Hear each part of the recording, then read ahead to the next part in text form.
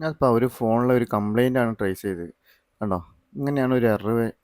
Don't cover the earphone area എന്ന് പറഞ്ഞിട്ട് ഇങ്ങനെ വരും. ലോക്ക് വർക്കാണെങ്കിലും കോൾ ചെയ്യുകയാണെങ്കിലൊക്കെ ബ്ലാങ്ക് ആയി പോകും.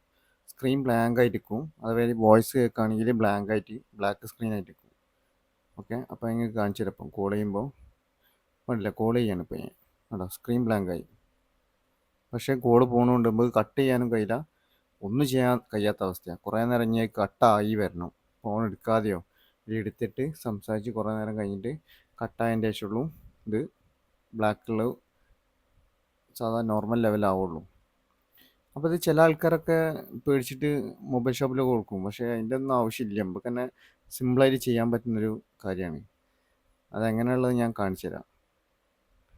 അവിടെ കോളൊക്കെ വന്നിട്ടൊന്നും ആകുന്നില്ല. അതിന് വേണ്ടി നമ്മൾ ചെറുങ്ങനെ എന്താ ഈ ഗ്ലാസ് നമ്മൾ ഒട്ടിച്ചിട്ടുണ്ടാവും.